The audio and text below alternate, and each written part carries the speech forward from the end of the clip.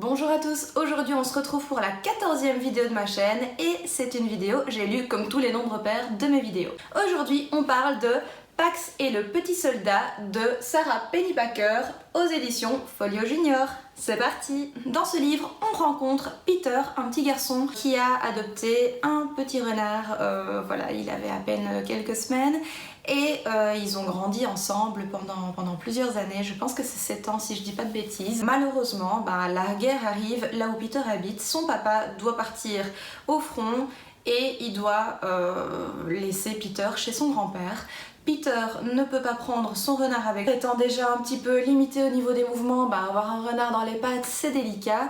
Donc avec son papa, avant d'aller chez le grand-père, ils vont abandonner Pax. Du coup, ils se retrouvent à l'orée du bois avec Pax et Peter est en pleurs, est en larmes et doit absolument abandonner Pax. Il pense que c'est pour son bien. Il va utiliser son jouet favori qui n'est autre qu'un petit soldat et il va le lancer le plus loin possible comme on l'a déjà vu dans plusieurs films. Et Pax va aller chercher son jouet parce que voilà, son humain a envie de jouer, donc il a envie de jouer avec, il a envie de lui faire plaisir, donc il y va, il fonce, il se pose pas de questions. Et quand il se retourne, Peter et son papa sont en train de partir dans la voiture et Pax se retrouve seul. Peter va arriver chez son grand-père.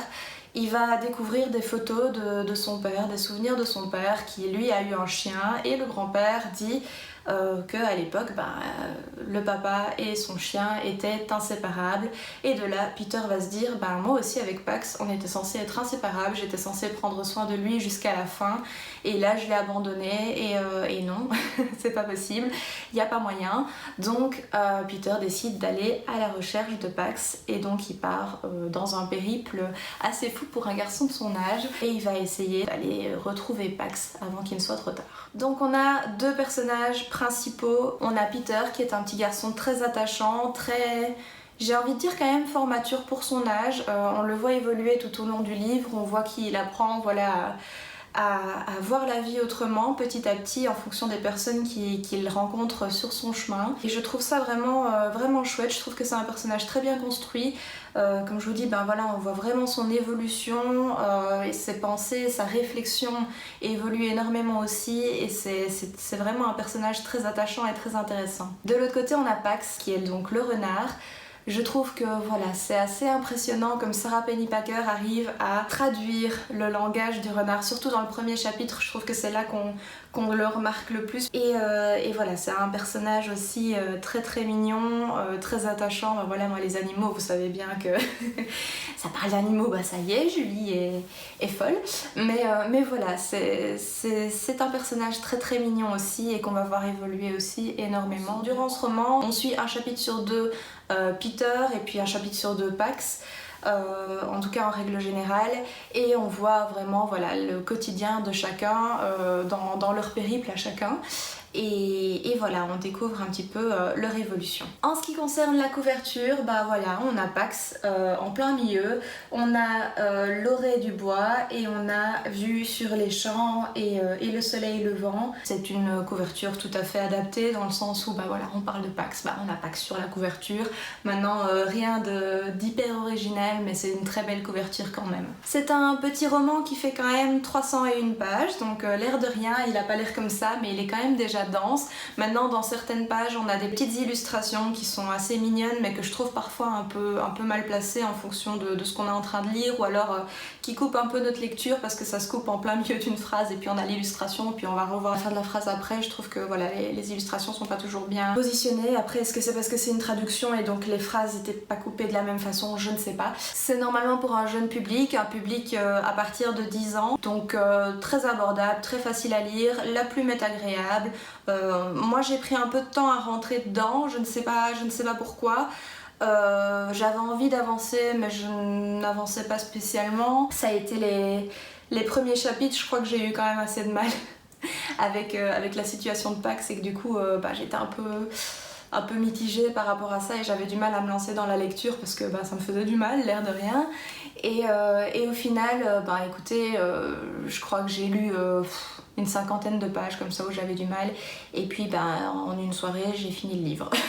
En ce qui concerne mon avis, c'est un livre que je trouve très beau. Alors moi ça m'étonne un peu, à partir de 10 ans il y a quand même des scènes que j'ai trouvées assez, j'ai envie de dire assez trash, notamment des blessures que certains personnages peuvent vivre. J'ai trouvé que c'était... Oui, moi ça m'a fait mal. Donc oui, je trouve ça peut-être un peu trash pour un enfant de 10 ans. Après, est-ce que c'est moi qui suis un peu trop sensible par rapport aux animaux? Je ne sais pas.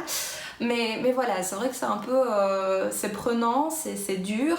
On est quand même dans une réalité, dans un temps de guerre, donc il y a des choses qui sont quand même assez difficiles à vivre. Après, est-ce que nous on a un recul différent parce qu'on est plus adulte?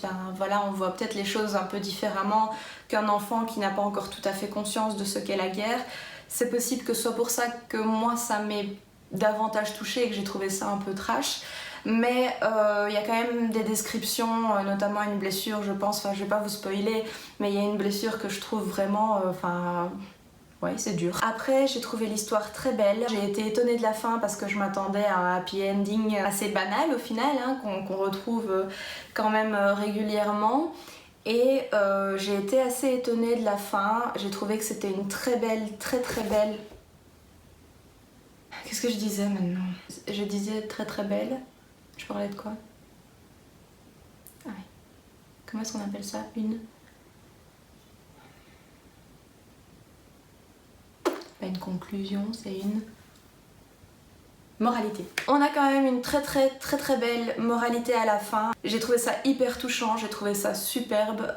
Voilà, cette fin, je l'attendais pas du tout. D'un côté, elle est cruelle. Ça dépend un petit peu de quel côté on se met. D'un côté elle est cruelle, j'ai tellement envie de vous en parler et d'en discuter avec vous, mais comme ça, voilà, j'ai pas envie de vous spoiler. On a quand même le point de vue de Pax qui est assez compliqué, qui est assez... il fait confiance à son humain, il se fait avoir une première fois, il le retrouve et au final il se fait avoir une deuxième fois. J'ai trouvé ça dur et puis après j'ai réfléchi et je me suis dit non, en fait c'est Peter qui a raison. Et du point de vue du petit garçon, oui, il a appris à lâcher prise par rapport à son animal, il s'est rendu compte qu'il y avait d'autres priorités pour lui à l'heure actuelle et voilà, il a pu le laisser vivre sa vie au final et laisser son égoïsme quelque part de côté. Parce que voilà, il a fait une première erreur, Pax a évolué de son côté et il faut bien qu'il réponde à ses responsabilités maintenant. Donc voilà, c'est vrai que c'est une très belle morale. J'ai trouvé ça vraiment touchant. Le livre est super. On a quand même un personnage qui prend une grosse place, un personnage secondaire qui vient, qui est vraiment hyper sympa, qui nous fait découvrir pas mal de choses aussi et qui a une vision de la société totalement différente. Que Peter aide aussi un peu à évoluer. Donc voilà, c'est vraiment chouette. C'est un roman rempli de bienveillance et d'amour et qui se tourne un peu plus vers la nature et vers les animaux et vers la difficulté de la guerre. Je trouve que pour des enfants c'est vraiment chouette. Après, comme je vous dis, voilà, 10 ans, il y a quand même des trucs qui moi me choquent un petit peu. Et évidemment, je vous le recommande et je le recommande aux enfants qui ne sont peut-être pas trop anxieux par rapport aux blessures et par rapport à la guerre. Je le recommande pleinement parce que je trouve, comme je vous ai dit, que la moralité était vraiment super chouette et que voilà, c'est un livre qui se lit très facilement, qui est très mignon, qui est qui est plein de bienveillance, plein d'amour, donc lancez-vous, lancez vos enfants dedans et vraiment je pense qu'ils passeront un magnifique moment. C'était donc Pax et le petit soldat aux éditions Folio Junior. J'espère que si vous le découvrez suite à cette vidéo, vous aimerez. En tout cas, n'hésitez pas à me laisser en commentaire si vous l'avez lu, ce que vous avez pensé de la morale et du livre en général. Si vous ne l'avez pas lu, dites-moi s'il vous tente, dites-moi s'il était dans votre wishlist ou si vous l'avez ajouté à votre wishlist. En tout cas, comme je vous dis, lancez-vous, c'est un chouette petit livre et pour vos enfants, je pense que ça pourrait être une très chouette lecture aussi. Si vous avez aimé ma vidéo, n'hésitez pas à laisser un pouce bleu, abonnez-vous comme ça vous ne raterez aucune de mes vidéos. Moi je n'ai rien d'autre à vous dire à part de prendre grand soin de vous et de votre famille. Et puis on se retrouve très bientôt dans une nouvelle vidéo. Bye bye! Dans ce livre, on parle d'un petit garçon, j'ai oublié son nom. Comment est-ce qu'il s'appelle? Petit loulou.